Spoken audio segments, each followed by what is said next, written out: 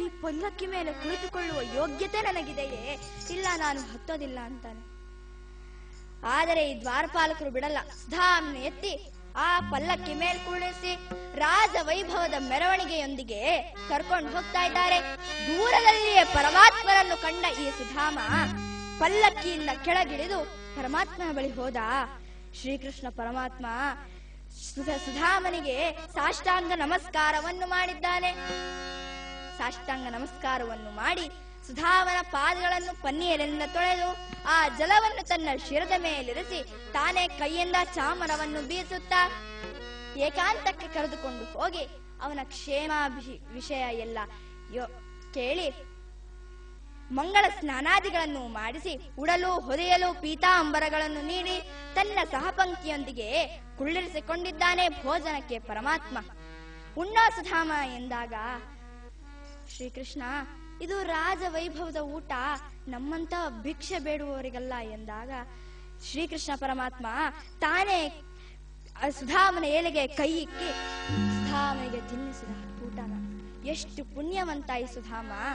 ಇದೆಲ್ಲ ಆದ ಮೇಲೆ ಶ್ರೀಕೃಷ್ಣ ಪರಮಾತ್ಮ ಕೇಳಿದ ಸುಧಾಮನನ್ನ, ಏನೋ ಸುಧಾಮ, ನೀನು ಬರಿಗೈಯಲ್ಲಿ ಬಂದ್ಯಾನೋ, ನನಗೋಸ್ಕರ ಏನಾದ್ರೂ ತಂದಿರ್ಬೇಕಲ್ವಾ ಅಂತ ಕೇಳ್ದ.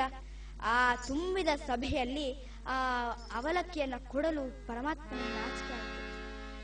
ಅದಕ್ಕೆ ಅದನ್ನ ಮುಚ್ಚಿ ಮುಚ್ಚಿ ಇಟ್ಕೊಳ್ತಾ ಇದ್ದ ಸುಧಾಮ. ಶ್ರೀಕೃಷ್ಣ ಪರಮಾತ್ಮ ಬಿಡಲಿಲ್ಲ. ಸುಧಾಮನ ಕೈ ಹೀಗೆ ಎಳೆದ. ಆ ಅವಲಕ್ಕಿಯ ಗಂಟು ಕೆಳಗೆ ಬಿದ್ದು ಚೆಲ್ಲಿತು. ಆ ಅವಲಕ್ಕಿಯನ್ನು ತನ್ನ ಬಾಯಲ್ಲಿ ಹಾಕಿಕೊಂಡ. ಆಹಾ, ಏನು ಸವಿ, ಏನು ರುಚಿ ಈ ಅವಲಕ್ಕಿ ಎಂದು ಆನಂದಿಸುತ್ತಾ ಇದ್ದಾನೆ. ಅಷ್ಟರಲ್ಲಿ ಈ ವಿಷಯ ಊರಲ್ಲೆಲ್ಲ ವರ್ತಮಾನ ಹಬ್ಬಿತು. ಸುಧಾಮ ಶ್ರೀಕೃಷ್ಣನಿಗೆ ಅವಲಕ್ಕಿ ಕೊಟ್ಟನಂತೆ, ಪರಮಾತ್ಮ ಅದನ್ನು ತಿನ್ನಂತೆ. ಯಾರ್ಯಾರು ಪರಮಾತ್ಮನಿಗಾಗಿ ಅವಲಕ್ಕಿ ತರ್ತಾರೋ ಅವರನ್ನೆಲ್ಲ ಒಳಗ್ ಬಿಡ್ತಾರಂತೆ ಅಂತ ಹೀಗೆಲ್ಲ ವರ್ತಮಾನ ಹಬ್ಬಿತು. ಪರಮಾತ್ಮನಿಗೆ ಬೇಕಾದದ್ದು ಅವಲಕ್ಕಿ ಅಲ್ಲ, ಭಕ್ತರು ತರುವ ವಸ್ತುವಲ್ಲ, ಅದರ ಹಿಂದೆ ಇರುವ ಭಕ್ತಿ ಭಾವ ಪರಮಾತ್ಮನಿಗೆ ಬೇಕಾದದ್ದು. ಅದು ಸುಧಾಮನಲ್ಲಿ ಕಂಡ. ಈಗ ಸುಧಾಮನಿಗೆ ತನ್ನ ಮನೆ ಮಂದಿ ಎಲ್ಲ ಯೋಚನೆ ಬಂತು. ಸುಧಾಮನಿಗೆ ಪರಮಾತ್ಮನ ಬಳಿ ಬಂದು ಪ್ರಾರ್ಥಿಸಿದ. ಪರಮಾತ್ಮ ಹೋಗುವನ್ನೇ ಹೊರತು ಬೇರೆ ನನ್ಲಿಲ್ಲ. ಇನ್ನು ಪರಮಾತ್ಮ ಹೋಗುವನ್ಮೇಲೆ ಇನ್ ಹೇಗ್ ಉಳ್ಕೊಳ್ಳಿ ಇಲ್ಲಿ ಅಂತ ಮಹಾದ್ವಾರದಲ್ಲಿ ಬಂದು ನಿಂತಿದ್ದಾನೆ. ಪರಮಾತ್ಮ ಕುಚೇಲ ಅಂತ ಕೂಗುದ. ಕುಚೇಲ ಎಂದರೆ ಹರುಕು ಬಟ್ಟೆಯವ ಅಂತ. ಸ್ವಾಮಿ, ನೀನು ನನ್ನನ್ನು ನಿಂದಿಸ್ತಾ ಇದೆಯೇ? ಯಾರ್ಯಾರೋ ನನ್ನನ್ನು ನಿಂದಿಸ್ತಾ ಇದ್ರು, ಇನ್ನು ನೀನು ನಿಂದಿಸಿದ್ರೆ ಏನು ತಪ್ಪು ಎಂದು ಕೇಳಿದಾಗ ಶ್ರೀಕೃಷ್ಣ ಪರಮಾತ್ಮ ಕೇಳ್ತಾನೆ, ಸುಧಾಮ, ನಾನು ನಿನಗೆ ಉಡಲು ಹೊದೆಯಲು ಪೀತಾಂಬರಗಳನ್ನು ನೀಡಿದ್ದಕ್ಕೆ ಅದನ್ನೆಲ್ಲ ಮನೆಗೆ ತೆಗೆದುಕೊಂಡು ಹೋಗ್ತಾ ಇದ್ದೇನೋ? ಕೊಟ್ಟೋಗ ನನ್ನ ಹತ್ರ. ಬೇರೆಯವರು ಯಾರಾದ್ರೂ ಬಂದ್ರೆ ಕೊಡಲಿಕ್ಕೆ ನನ್ನ ಹತ್ರ ಏನೂ ಇಲ್ಲ, ಕೊಡೋ ಸುಧಾಮ ಎಂದು ಕೇಳ್ತಾನೆ.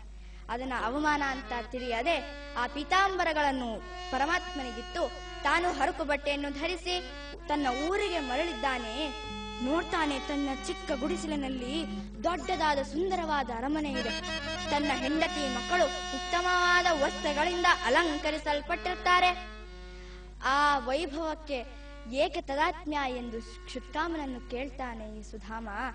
ಕ್ಷುತ್ಕಾಮ ಹೇಳ್ತಾಳೆ, ಸ್ವಾಮಿ, ಇದನ್ನ ಪರಮಾತ್ಮನಿಗೆ ಆಶೀರ್ವಾದ ಮಾಡಿ ಕೊಟ್ಟದ್ದು, ಇದನ್ನು ಧರಿಸಿಕೊಂಡರೆ ಏನು ತಪ್ಪು ಎಂದು ಕೇಳಿದಾಗ, ಬೇಡ, ಇದನ್ನು ತೆಗೆದಿಡು ಎಂದಾಕ್ಷಣವೇ ದಿಗ್ಗನೆ ಪ್ರತ್ಯಕ್ಷನಾದ ಶ್ರೀಕೃಷ್ಣ, ಸುಧಾಮ, ಇದನ್ನ ಧಿಕ್ಕರಿಸಬೇಡ, ಪಡೆದುಕೋ ಎಂದು ಹೇಳಿದಾಗ, ಪರಮಾತ್ಮ, ನಾನು ನಿನ್ನಲ್ಲಿಟ್ಟ ಭಕ್ತಿಗೆ ಇದೆಲ್ಲ ಫಲ, ನೀನೇ ಫಲ, ನೀನ್ ಹೇಳ್ತಾ ಇದೀಯ ಅಂತ ಇದನ್ನ ಸ್ವೀಕರಿಸ್ತಿದ್ದೀನಿ. ಈ ಸಂಪತ್ತನ್ನೆಲ್ಲ ಲೋಕಹಿತಕ್ಕಾಗಿ ಬಳಸಿ ತಾನು ಹರಿಯ ನಾಮಸ್ಮರಣೆಯಲ್ಲೇ ತೊಡಗಿಸಿಕೊಂಡ ತನ್ನ ಜೀವನ ಸುಧಾಮನ ಕತೆ ಈಗ ಮಂಗಳಕ್ಕೆ ಬಂದಿದೆ.